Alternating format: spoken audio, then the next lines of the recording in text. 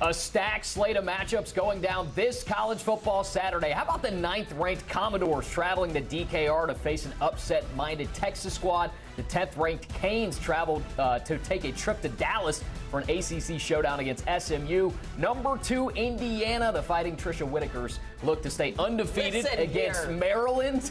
And a couple of ranked teams are hoping to avoid upsets in Texas Tech and USC. And now joining us, our Sportsline analyst, Mackenzie Brooks, and, of course, our college football analyst, Chip Patterson. Kens, let's talk about college football playoff implications, starting with USC and Nebraska. They're both 2-loss teams. What can a victory do for either side in the grand scheme of things?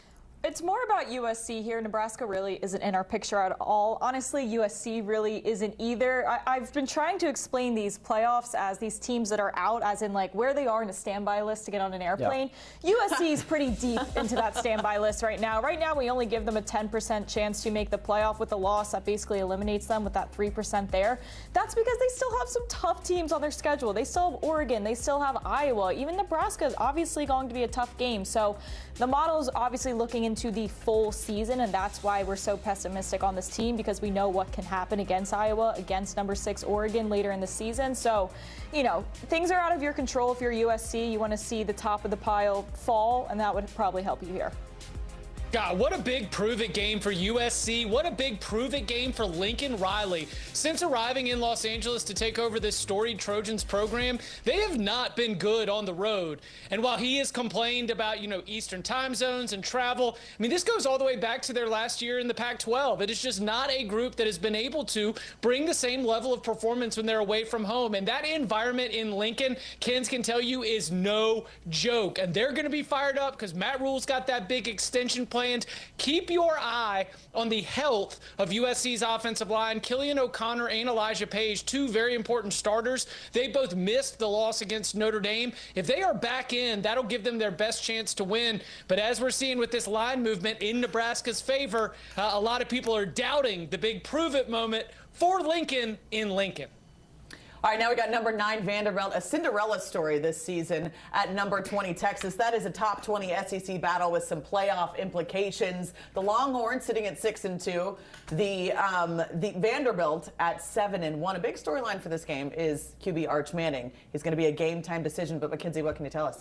This is a game where Vandy is first on the standby list. Like, we don't have Vanderbilt in our playoff right now. We only have 4 SEC teams. That's Ole Miss, that's Texas A&M, Georgia, and Bama. If there was to be a 5th SEC team, which is still very likely to happen to make the college football playoff, we do think it would be Vandy. There's just not room for them right now. What we're projecting is going to happen is they're going to lose another game this season. So that's why we only have them at a 33% right now. Obviously, more to the coin flip with a win here. With a loss, it only drops down to 30%. Again, with the chaos that is happening, Vandy can still hope for so many other things to happen. You can hope BYU loses a game when we definitely only get 1 Big 12 team. You can hope Miami loses a game when we only get 1 ACC team. So the minute you see that Big 12 ACC pot go from 4 teams to 3 teams, potentially 2 teams, that's when a 5th SEC team, that's when a Texas or a Vandy are looking to make an impact.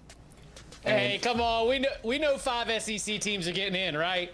Right. I mean, we know 5 SEC teams are getting in. You don't spend all that time politicking and creating a new special metric in a weird black box. Like, are you kidding me? I'll tell you what the formula is. X plus Y equals SEC. That's the formula that they put into the new strength of schedule metric. And so this is not a play-in game. No, Texas still has to play Georgia. Texas still has to play Texas A&M. Vanderbilt still has to play Tennessee. But I do agree that the winner here is going to move up into that spot where you are putting yourself in position to take advantage of what I do think is going to be the Big 12 cannibalizing itself, what I do think is going to be the ACC really slimming its number of teams as well. And heck, if Notre Dame slips up at all, I mean, if they just lose 1 college football game in America, then they could end up finding themselves on the way out too. So the winner here, for me, it is absolutely huge. In terms of the game itself, let's see if Texas's defense can play to its potential, because whether it was the game against Mississippi State or a few other times this season, I know they're super talented. They got NFL picks at every single level, but they have let go of the rope a little bit. Big thing that I'm watching for going up against Diego Pavia. Okay, so you heard Chip talk a little bit about Texas. Mackenzie, what can their impact be here? Listen, people will be so frustrated if this team makes the college football playoff. Do I think it's possible? With a win, 100%. They moved to a 42%. That puts them exactly in that race for that 5th spot from the SEC, as Chip alluded to. Is seeming like a very, very, very possible situation here. So if Texas goes 2-1 in the following games, this game this weekend, Texas A&M and Georgia, if you go 2-1 in those games, that's 2-1 against top 10 teams. So at that point, you know, their resume starts to look a lot better. And I know it's frustrating and people don't think a 9-3 team would deserve to make the college football playoff. But if there's enough cannibalization everywhere else in college football, especially in the SEC, they definitely still have an outside shot. I put them like number 4 on the standby list. They're not exactly Vandy, but they have a solid shot of getting on the plane. Because let's look at another team in Texas. Let's go to the Big 12 now. Texas Tech, they are a borderline playoff team right now. They're hosting a Kansas State squad who has scored 40+ in their last 2. If the Red Raiders can't win, let's say Kansas State gets the upset, is that it for their playoff shot? Well, now it's just about you have to win the Big 12 championship. So right now, Texas Tech has this small margin of you could get an at-large bid. There's around a 13% difference between their chance to win the Big 12 and their chance to make the college football playoff overall. So currently, it's around 37. That has a lot of at-large bid fluff in it. Now, with a loss, it goes down to 22% because we give them a 22% to win the Big 12. With a win, you add more fluff to that at-large potential here. So really, this game for them is about that at-large possibility. You'll see a very similar situation in the ACC, but again, obviously a win here helps, but I don't know. Chip can talk about it too.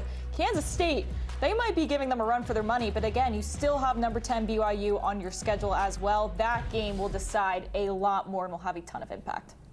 100%, Mackenzie. This is a dangerous, dangerous spot for Texas Tech in terms of the college football playoff, in terms of the Big 12 title race, because if all of a sudden you drop another game in conference play, you're going to need to have the right number of tiebreakers. You're going to need to have the right complications go your way to be able to be 7-2 and make the Big 12 title. Don't forget, last year was a 4-way tie for first place at 7-2, and you don't want to be like BYU was last year on the outside looking in on Dallas for that first Saturday in December. So this is a must-win game for Texas Tech. And Kansas State, since that 1-3 start, they've gotten a little bit healthier. Avery Johnson has played well. I mean, I'm starting to theorize that Avery Johnson's brother and father gave a speech to this Kansas State team about never stop fighting. You know, if they never stop fighting like the Johnson family, well, then Kansas State, they surely have shown us that, going 3-1 over their last 4 to be able to right the ship there. I have been very impressed by Kansas State's improved performance, but this still is a Texas Tech team that is very, very good when it comes to the edge rushers, that is still is very talented on both lines of scrimmage in general. They just have got to find a way to have more consistent performance, even as they're getting a little bit banged up. Yeah, make no mistake, this Kansas State team likes to show up in the second half of the season. Yep. Like, I'm convinced at this point in our model we should have, oh, hey, second half of the season, Avery Johnson, welcome to the group chat, welcome to the party. This is how they operate. And in the model, we only make this a 2-point victory for Texas Tech. So I think this is a very, very live dog here with Kansas State. All right, we got to move on to Miami and SMU facing off. The Hurricanes are 6-1, the Mustangs 5-3. The Hurricanes are coming off that strong win over Stanford. You know that felt good after that loss to Louisville. We got a couple guys on our radar: Carson Beck, Malachi, Tony. I mean, tell us a little bit about what your forecast is for them. This is another team really playing for their at-large bid again. Similar to Texas Tech, this is a team that should get an at-large bid if they win out and they don't win the ACC championship. So right now we give them around a 43% chance to make the playoff. With a loss, we basically cut that fluff of the at-large bid, and that just goes to their 20% chance to win the ACC championship. With a win, that goes to 65%. I won't lie to you. I think a lot of this has to do with their brand and being a big brand when, you know, odds makers are going to set these lines. But here's the situation. You know, SMU is not seen as a very impressive team right now. Personally, I think there's a lot of potential with that team. But if you do not crush this team and put up style points, it is not going to help your at-large chance at all. So I think not only do you have to win this game, you have to cover this game and show that you are that much better than this quote-unquote poor SMU team if you want to keep your at-large hopes alive. So yes, they can always go on to win the ACC championship, but as far as having that extra fluff and extra insurance, this is a very, very important game to win with style. Yeah, Trisha, we talked about this game yesterday, and you pointed out it was the first time they've left the state of Florida. And my thought there is that the line of scrimmage advantage that Miami has against almost everybody in the country, one of the best offensive lines, Francis Maui-Noah, the rest of that group, pros up and down the line. And then, of course, Ruben Bay and Akeem Messidor, one of the most terrifying pass rush tandems that you are going to find. That's going to help you if your rhythm is a little bit off, if your timing is a little bit off. All those things on the perimeter of football, yeah, maybe this road trip does end up making it a little more difficult. But because of the way this team is built, I think it's going to help them here. I think it's going to help them at Virginia Tech. I think it's going to help them at Pitt. It's going to help them be able to close out this season. And in terms of any sort of upset scare, if SMU was 100% healthy, especially at the quarterback position with Kevin Jennings, I would give Rhett Lashley, the former Miami offensive coordinator, a chance to throw a haymaker. But come on now, you got a quarterback that's going to have trouble evading the pass rush against two of the best pass rushers in the country. I don't like that recipe for success. If you couldn't score on Wake, you ain't going to score on this Miami team. This feels like a sneaky upset situation to me. I don't know why. You love the Ponies. I do love the Mackenzie Ponies. and her toxic relationship with the Ponies is long-standing and well-documented. But this is, take the Ponies out of it. Take me and the Ponies out of it.